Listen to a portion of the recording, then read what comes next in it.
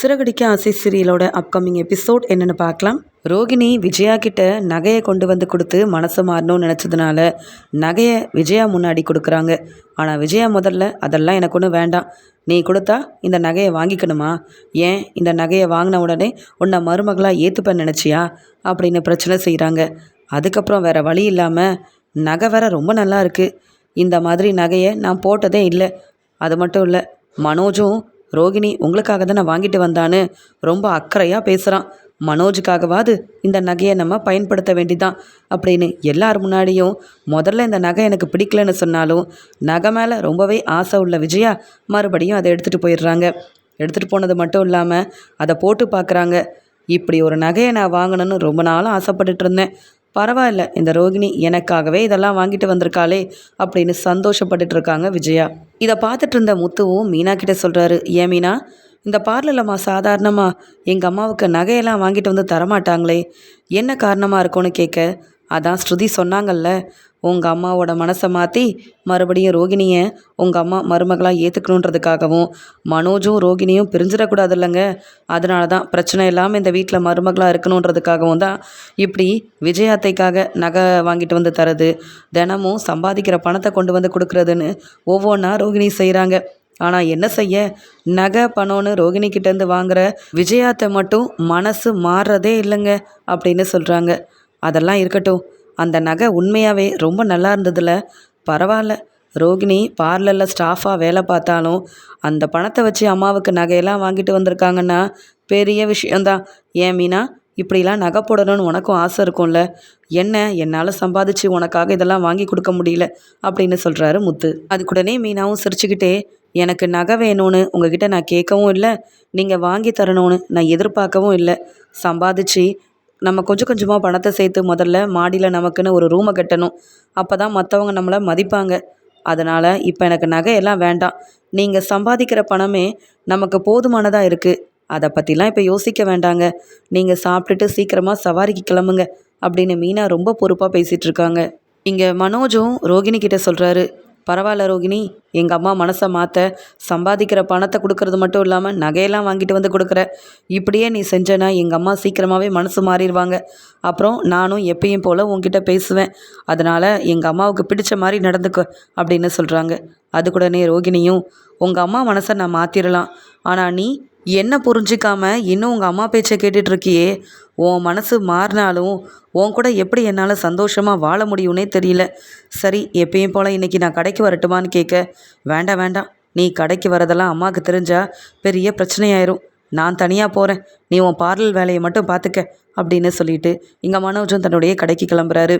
இதை பார்த்துட்ருக்க விஜயா நினைக்கிறாங்க, மனோஜ் என் பேச்சை மட்டும்தான் கேட்பான், என்னதான் ரோகிணி இந்த வீட்டுக்கு நல்லது செஞ்சாலும் ரோகிணி பணக்கார வீட்டு பொண்ணு இல்லை, அதனால தானே நான் ரோகிணி மேலே இவ்வளோ கோவமாக இருக்கேன், சரி பார்வதிக்கு ஃபோன் பண்ணுவோம் அப்படின்னு சொல்லிட்டு இங்கே உடனே விஜயாவும் பார்வதிக்கு ஃபோன் பண்ணுறாங்க.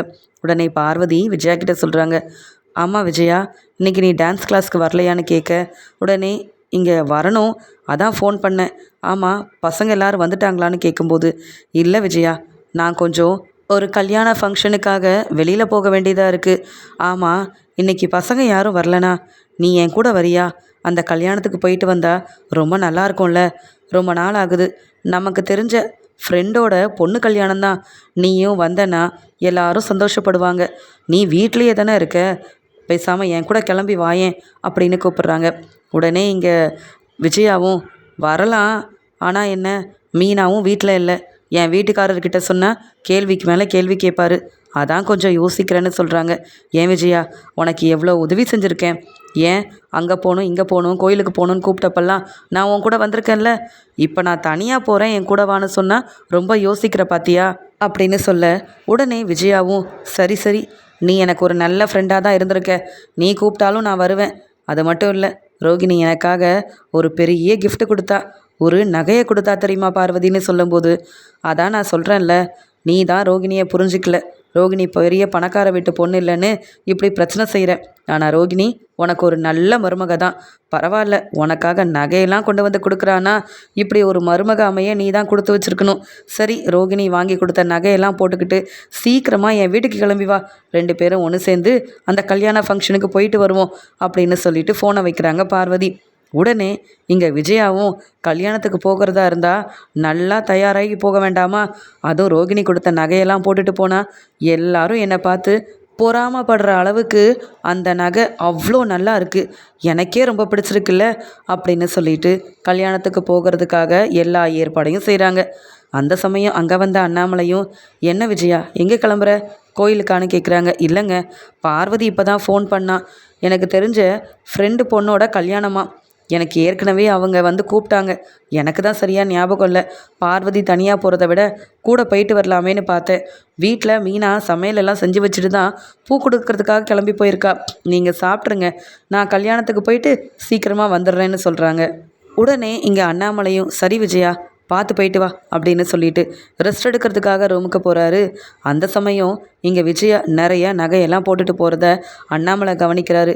என்ன, ரோகிணி கொடுத்த நகை பிடிக்கவே இல்லைன்னு சொன்ன விஜயா அந்த நகையெல்லாம் போட்டுட்டு தான் போகிறாளா? சரி போயிட்டு வரட்டும் அப்படின்னு சொல்லிட்டு யோசிக்கிறாரு அண்ணாமலை. பார்வதியும் விஜயாவும் அவங்க போக வேண்டிய அந்த கல்யாண ஃபங்க்ஷனுக்கு கிளம்பி போகிறாங்க. போகும்போது பார்வதி அந்த நகையை பார்த்துட்டு ரொம்ப சந்தோஷமாக விஜயா கிட்ட சொல்கிறாங்க. ஏன் விஜயா, இந்த நகை ரோகிணியாக வாங்கி கொடுத்தா? ஆமாம், எவ்வளோவா அப்படின்னு கேட்குறாங்க. 3 லட்ச ரூபாய்க்கு மேலே தகும் போல். ஆனால் என்ன, எவ்வளோ பணம் கொடுத்து வாங்கினான்னு சரியாக தெரியல. இந்த நகை எனக்கு அவ்வளோ பிடிச்சிருக்கு. இப்படியெல்லாம் நகை போடணும்னு முன்னாடி ரொம்ப ஆசைப்பட்டிருக்கேன். ஆனால் ரோகிணி மனோஜால் தான் எனக்கு எல்லாம் நடக்குது தெரியுமா அப்படின்னு சொல்கிறாங்க. இப்படி ரோகிணி உனக்கு தேவையானதெல்லாம் பார்த்து பார்த்து செய்யும்போது சாமியாரை பார்க்குறது, மனோஜ் ரோகிணியை பிரிக்கணும்னு நினைக்கிறதெல்லாம் சரியா? கொஞ்சமாவது யோசிச்சு பாரு. நீ நினச்ச மாதிரியே ரோகிணியை வீட்டை விட்டு வெளியில் அனுப்பியிருந்தா இந்த நகையெல்லாம் உனக்கு கிடச்சிருக்குமா? அதனால் எது செய்கிறதா இருந்தாலும் யோசித்து செய்யணும். அது மட்டும் இல்லை, ரோகிணி நல்லா படிச்சிருக்கா. அதே மாதிரி பார்லரில் வெறும் ஸ்டாஃபாக வேலை பார்த்தாலும் ரோகிணி தன்னுடைய திறமையால் அங்கே இங்கேன்னு வேலை பார்த்து நீ எதிர்பார்த்ததை விட நிறைய சம்பாதிக்கக்கூடிய திறமை ரோகிணிக்கிட்ட இருக்குது. அதனால் நீ பணக்கார வீட்டு பொண்ணு தான் மருமகளாக வரணுன்ற ஆசையில் இருந்ததுனால ரோகிணி சம்பாதிக்கிற பணம் எல்லாத்தையும் கொடுத்துட்ருக்கால. நீ கவலைப்படாமல் இரு. ரோகிணி உனக்கு ஏற்ற மருமகளா, நல்ல மருமகளா, என் பொறுப்பான மருமகளா இருப்பா அப்படின்னு சொல்கிறாங்க. உடனே விஜயாவும், அதெல்லாம் எனக்கு தெரியுது, ரோகிணியை நான் தலையில் தூக்கி வச்சுல கொண்டாடினேன். ஆனால் என்ன, ரோகிணி இப்படி என்னை ஏமாத்துறதை தான் என்னால் தாங்கிக்க முடியல. சரி வா, ஃபங்க்ஷனுக்கு போயிட்டு வருவோம். அந்த ரோகிணியை பற்றி பேசினாலே எனக்கு கோவம் தான் வருது அப்படின்னு பேசிக்கிட்டே பார்வதியும் விஜயாவும் ஃபங்க்ஷனுக்கு போகிறாங்க. அங்கே கல்யாண ஃபங்க்ஷனில் விஜயா தன்னுடைய ஃப்ரெண்ட்ஸ் எல்லார்கிட்டேயும் பேசுகிறாங்க. எல்லார்கிட்டேயும் தன்னுடைய மருமக 3 பேரையும் விட்டு கொடுக்காம பேசுகிறாங்க. அது மட்டும் இல்லாமல் அந்த ரோகிணி பெரிய பணக்கார வீட்டு பொண்ணு இல்லையாமே விஜயா அப்படின்னு கேள்வி கேட்ட உடனே, ஏன் பணக்கார வீட்டு பொண்ணு இல்லைன்னா ரோகிணியால் சம்பாதிக்க முடியாதா? அவள் லட்சக்கணக்கில் சம்பாதிக்கிறா. அது மட்டும் இல்லை, இப்போ நான் போட்டிருக்கேன்ல இந்த நகை, என் மருமக ரோகிணி எனக்காக ஆசையாக வாங்கிட்டு வந்தா. பழைய நகையாக இருந்தாலும் இதெல்லாம் நான் இந்த மாதிரி நகையெல்லாம் போட்டதே இல்லை, எனக்கு பிடிக்கும்னு என் மருமக ரோகிணி தான் பார்த்து பார்த்து வாங்கி கொடுத்துருக்கா. எனக்கும் ரோகிணி மேலே முதல்ல கோவம் இருந்தது. ஆனால் இப்போ எனக்கு நகை வாங்கி தர என் மருமகளை எப்படி நான் விட்டு கொடுக்க முடியும் அப்படின்னு நகையெல்லாம் அங்கே கல்யாணத்துக்கு வந்த எல்லார்கிட்டேயும் காமிக்கிறாங்க. ரொம்ப சந்தோஷமாக ரோகிணியை தலையில் தூக்கி வச்சு கொண்டாடுற மாதிரி விட்டு கொடுக்காம பேசுகிறாங்க. வந்த எல்லாரும், நகை ரொம்ப நல்லா இருக்குது விஜயா, இது இப்படி தான் நகையெல்லாம் நாங்கள் வாங்கணும்னு நினச்சோம். ஆனால் என்ன, எங்ககிட்ட பணம் இல்லை, உன் மருமக உனக்கு இதெல்லாம் வாங்கித்தரா, நீ ரொம்ப கொடுத்து வச்சவ தான் அப்படின்னு ஒவ்வொருத்தரும் விஜயா போட்டிருக்க நகையை பற்றி தான் ரொம்பவே ஆர்வமாக பேசிகிட்டு இருக்காங்க. விஜயாவுக்கு அவ்வளோ சந்தோஷம். பரவாயில்ல, ரோகிணி கொடுத்த நகையை நான் வாங்காமல் இருந்திருந்தா இவங்க எல்லாரும் என்னை புகழ்ந்து பேசியிருக்கவே மாட்டாங்க. எல்லாத்துக்கும் காரணம் எனக்கு பிடிக்காத அந்த ரோகிணி தான் அப்படின்னு அந்த நகை தாங்கிட்ட வந்ததுனால தான் இவ்வளோ சந்தோஷமாக நான் இருக்கேன்னு நினைக்கும்போது இங்கே பார்வதிக்கு தெரிஞ்சவங்க விஜயா கிட்ட கேட்குறாங்க, ஏன் விஜயா, இந்த நகையை நீ எங்கே வாங்கின? இல்லை எதுக்கு கேட்குறேன்னா, என்கிட்ட இதே மாதிரி ஒரு நகை இருந்தது, கொஞ்ச நாளைக்கு முன்னாடி தான் காணாமல் போச்சு. ஆனால் என்ன, அந்த நகை திருப்பி கிடைக்கவே இல்லை. அதே மாதிரி இருக்கிறதுனால உன் நகையவே நான் பார்த்துட்டு இருந்தேன். எவ்வளோ இந்த நகை, எப்போ உன் மருமக வாங்கிட்டு வந்தாங்கன்னு கேள்வி கேட்குறாங்க. இங்கே விஜயாவுக்கு என்னன்னு பதில் சொல்லவே தெரியல.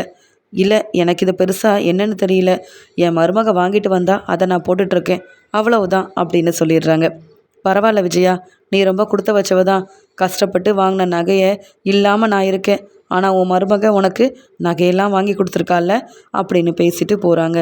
இங்கே சிட்டி ஏற்கனவே அவர்கிட்ட வேலை பார்த்த ஆள் நகை கொடுத்ததுனால இந்த ரோகிணி கொடுத்த 1,00,000 பணத்தையும் கொடுத்துட்டு யாராவது நகையை காணோன்னு போலீஸ்கிட்ட கம்ப்ளைண்ட் கொடுத்து உன்னை கண்டுபிடிச்சிட்டாங்கன்னா அந்த நகையை நான் ரோகிணி கிட்ட தான் கொடுத்துருக்கேன், அவங்க தான் இப்படி எல்லார்கிட்ட இருந்தும் நகையை எடுத்துகிட்டு வர சொல்லுவாங்க, அப்பப்போ ரோகிணிக்கு நான் தான் நகையெல்லாம் கொண்டு போய் கொடுப்பேன்னு நீ என்கிட்ட நகை கொடுத்த உண்மையை சொல்லக்கூடாது, இந்த விஷயத்தில் நீ ரோகிணியை தான் மாட்டி விட்டுறணும் அப்படின்னு தாங்கிட்ட வேலை பார்த்த அந்த ஆள்கிட்ட சொல்லி வச்சதுனால போலீஸும் ஏற்கனவே நகையை காணுன்றவங்க கம்ப்ளைண்ட் கொடுக்க போயிட்டு அந்த சிட்டியோட ஆளையும் கண்டுபிடிக்கிறாங்க. அவரை கூப்பிட்டு விசாரிக்க அவரும் சிட்டி சொன்ன மாதிரியே மாற்றி பேசிடுறாரு.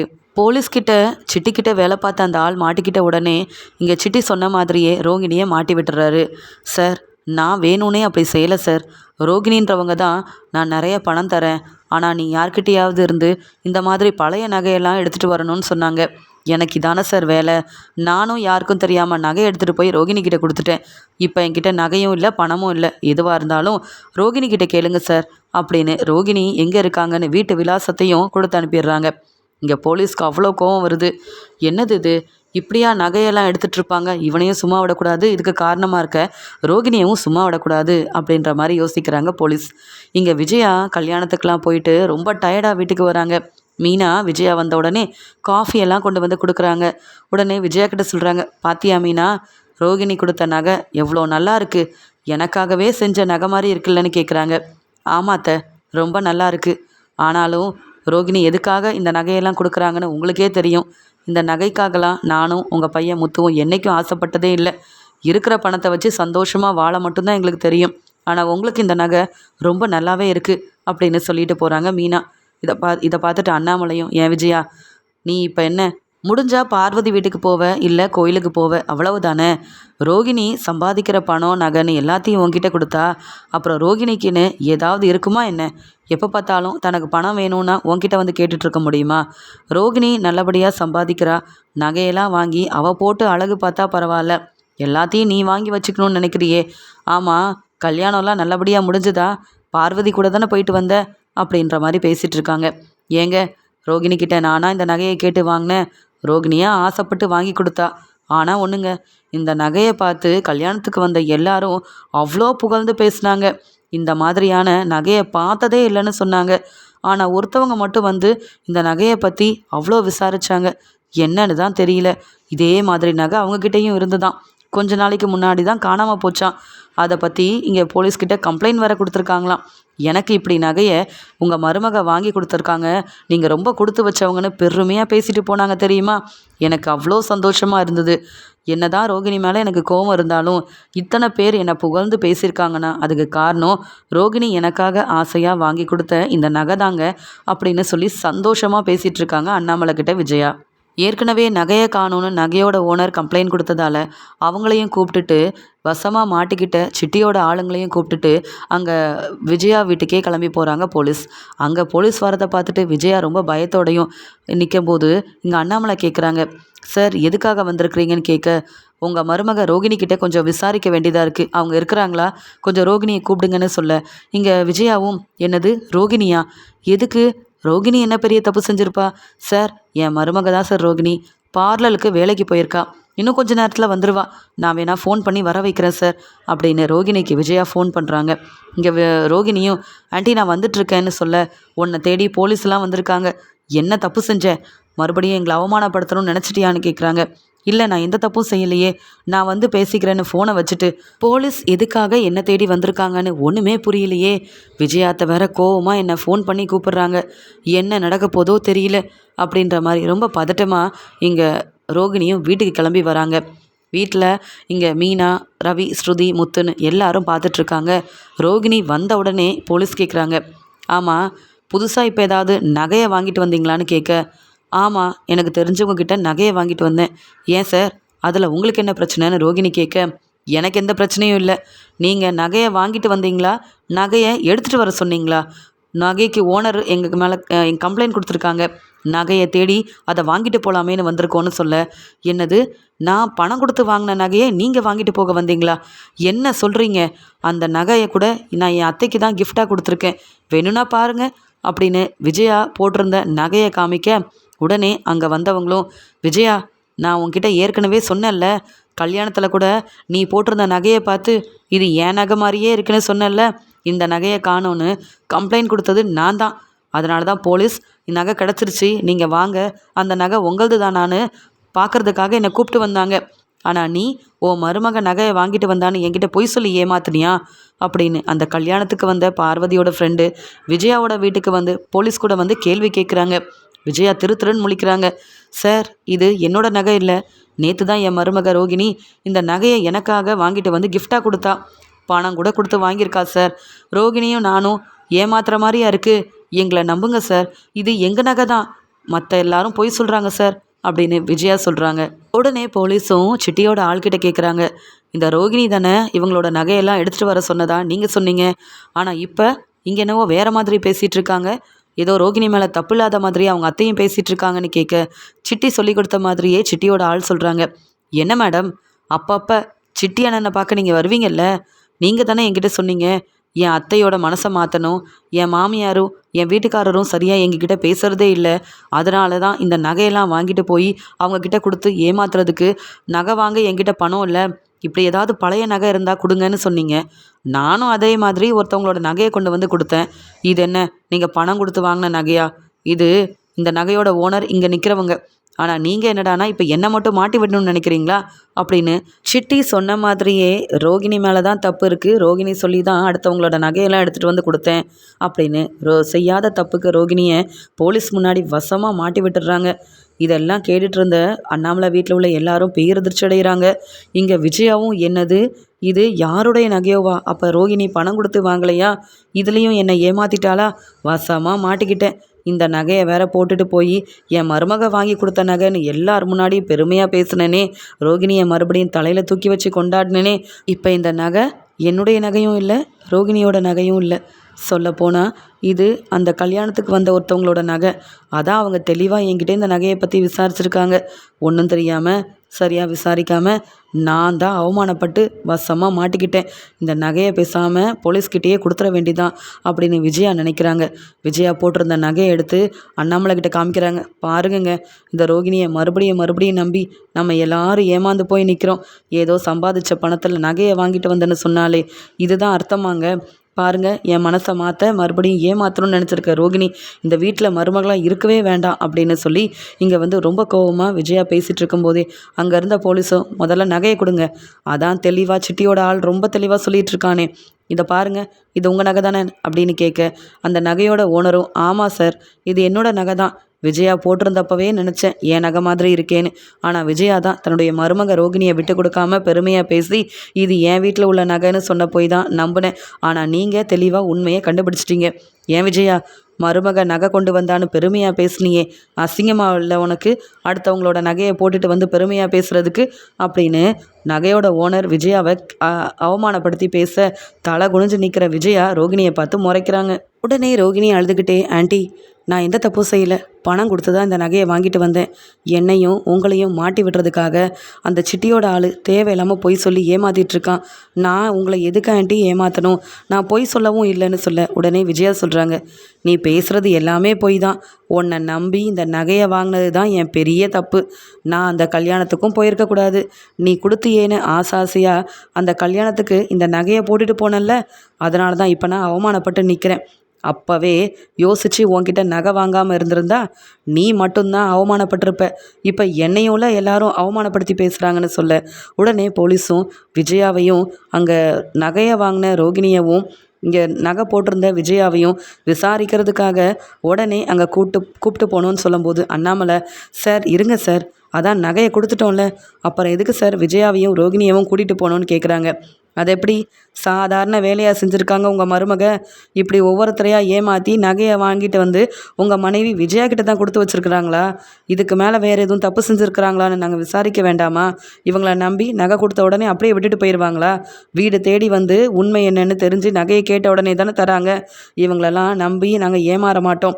இன்னும் யார்கிட்ட இவங்க இந்த ரோகிணி நகையெல்லாம் வாங்கியிருக்காங்கன்னு எனக்கு தெரியணும். அது மட்டும் இல்லை, நகையை வாங்கி மாமியார்கிட்டலாம் இந்த ரோகிணி கொடுத்து வைக்கிறாங்க. அதனால தான் 2 பேரையும் கூப்பிட்டு போய் விசாரிக்கிறதுக்காக நாங்கள் வர வச்சுருக்கோம். இதில் நீங்கள் எதுவும் கேள்வி கேட்கணுன்னா நீங்கள் வந்து எங்கள் சார்கிட்ட பேசிக்கோங்க அவர் தான் இவங்க 2 பேரையும் உடனே கூப்பிட்டு வர சொன்னாங்க. நகை கிடச்சிருச்சு. ஆனால் தப்பு செஞ்சது உங்கள் மருமக ரோகிணி. அந்த நகை யாருடைய நகைன்னு கூட கேட்காம வாங்கி போட்டுக்கிட்டது உங்கள் மனைவி விஜயா. இவங்க இதுக்கு சரியான பதில் சொல்லணும். இந்த மாதிரி இன்னும் யார் யார் நகையெல்லாம் வாங்கியிருக்காங்கன்னு எங்களுக்கு தெரியணும். நாங்கள் நீங்கள் சொல்கிறதெல்லாம் நம்பிட்டு இருக்க முடியாதுன்னு அவமானப்பட்டு இங்கே விஜயாவும் போலீஸ் கூடயே கிளம்பி போகிறாங்க.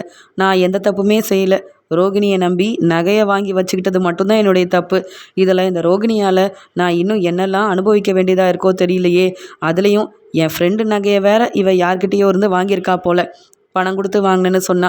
எல்லாமே பொய் தானா அப்படின்னு ரோகிணி மேலே உள்ள கோவத்தில் போலீஸ் கூட அழுதுகிட்டே விஜயா கிளம்பி போக உடனே முத்து சொல்கிறாங்க, பார்த்தீங்களா இந்த பார்லம்மா என்னெல்லாம் செஞ்சுருக்காங்கன்னு. இன்னும் இவங்களை நம்பி இந்த வீட்டில் தங்க வச்சா வீட்டில் எல்லாரையும் அவமானப்படுத்திடுவாங்க போல. அப்பா வாங்கப்பா, அம்மாவை வீட்டுக்கு எப்படியாவது கூட்டிகிட்டு வருவோம். அம்மா என்னப்பா தப்பு செஞ்சாங்க? பார்லம்மா தானப்பா ஏமாற்றிருக்காங்க. யாருடைய நகைன்னு கூட நாமளும் அதை சரியாக விசாரிக்காமலாப்பா இருந்துட்டோம் அப்படின்னு முத்து இங்கே விஜயா மேலே உள்ள அக்கறையில் அண்ணாமலை கிட்ட பேச உடனே அண்ணாமலை சொல்கிறாரு, என்னதான் இருந்தாலும் ரோகிணி கிட்ட தினமும் பணம் வாங்குறது, ரோகிணி கொடுத்த உடனே நகையை வாங்குறதெல்லாம் தப்பு தானே முத்து. பணத்து மேலேயும் நகை மேலேயும் விஜயாவுக்கு ரொம்ப ஆசை. அந்த ஆசையால் தான் இப்போ எந்த தப்பும் செய்யலைனாலும் போலீஸ் முன்னாடி அவமானப்பட்டு தலை குனிஞ்சி இப்படி ஒரு நிலமையில இருக்கா. எப்படியும் போய் நம்ம பேசி என்ன ஏதுன்னு சொல்லி விஜயாவை கூப்பிட்டு வருவோம். ஆனாலும் அக்கம் பக்கத்தில் உள்ளவங்களாம் நம்ம குடும்பத்தை பற்றி என்ன நினைப்பாங்களோ தெரியல. எனக்கு ரொம்பவே மனசு வேதனையாக இருக்குது. ரோகிணி செஞ்சது பெரிய தப்பு. அதனால் விஜயா இப்போ அவமானப்பட்டு நிற்கிறா. பணம் நகை வேண்டான்னு சொன்னால் விஜயா கேட்கல. அதன் மேலே உள்ள ஆசையில் தலை குனிஞ்சு நிற்கிறா விஜயா அப்படின்னு ரொம்ப மனசு வேதனையோடு பேசிகிட்டு இருக்காரு அண்ணாமலை. இங்கே போலீஸ் கூட போகும்போதே இங்கே ரோகிணி விஜயா கிட்ட மன்னிப்பு கேட்குறாங்க. ஆன்ட்டி, இப்படிலாம் நடக்கும் நான் எதிர்பார்க்கவே இல்லை. நான் உண்மையாகவே பணம் கொடுத்து தான் நகையை வாங்கிட்டு வந்தேன். இவங்க புரிஞ்சிக்காம இப்படிலாம் பேசுகிறாங்க. அதுலேயும் அந்த சிட்டியோட ஆள் என்னை மாட்டி விடணுன்றதுக்காகவே பொய் சொல்லிட்டான். என்னை மன்னிச்சிருங்க ஆன்ட்டி. எனக்கு என்ன ஆனாலும் பரவாயில்ல, உங்களையும் அவமானப்படுத்திட்டாங்களே, அதான் என்னால் தாங்க முடியலன்னு சொல்கிறாங்க. இதோட அமைதியாயிரு. உன்னை நம்பினது பெரிய தப்புன்னு புரிஞ்சுக்கிட்டேன். நீ செஞ்ச தப்பால் இப்போ நானும் எங்களாம் நின்று பதில் சொல்ல வேண்டிய நிலைமை எனக்கு வந்திருக்கு. இனி நீ என்றைக்கும் என் மருமகள் ஆகவே முடியாது. உன்னால் நான் அவமானப்பட்ட வரைக்கும் போதும். நீ என் மருமகளும் இல்லை, நான் உன் மாமியாரும் கிடையாது. இதுக்கு மேலே நான் தப்பே செய்யலைன்னு மறுபடியும் பேசி என்னை ஏமாத்தலான்னு நினச்ச ரோகிணி அவ்வளவுதான் அப்படின்னு ரொம்ப கோவமாக ரோகிணியை திட்டுறது மட்டும் இல்லாமல் ரோகிணியால் அவமானப்பட்டு நிற்கிறோமேன்னு ரொம்ப கோவத்தில் இருக்காங்க விஜயா. அப்போ தான் ரோகிணி யோசிக்கிறாங்க, சிட்டி இந்த நகையை என்கிட்ட 1,00,000 கொடுக்கும்போதே நான் யோசிச்சிருக்கணும். இந்த நகை வேண்டான்னு சொல்லியிருக்கணும். சிட்டியை நம்பினேன், 1,00,000 பணத்தையும் கொடுத்தேன். இப்போ நகையும் என்னுடைய நகை இல்லை, பணத்தையும் கொடுத்து ஏமாந்துட்டேன்.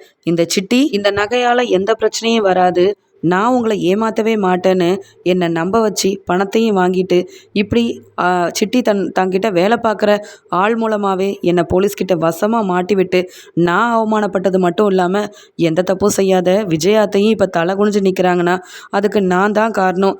இப்படி வீட்டில் உள்ள எல்லாரும் கண்டிப்பாக என் மேலே கோவமாக இருப்பாங்க. மறுபடியும் அந்த வீட்டுக்கு போனேன், அவ்வளவுதான். இனி என்னெல்லாம் நடக்க போதோ தெரியல. சிட்டியை நம்பி நான் ஏமாந்தது மட்டும் இல்லை, விஜயாத்தைக்கும் இப்படி ஒரு நிலைமை வந்துருச்சே. மறுபடியும் விஜயாத்தை என்னை மருமகளாக ஏற்றுக்க போகிறாங்க. இதெல்லாம் மனோஜ் வேற தெரிஞ்சுக்கிட்டு கண்டிப்பாக என்னை வீட்டுக்குள்ளேயே விடாமல் வீட்டை விட்டு வெளியில் போக சொல்லிட்டா என்ன செய்கிறது?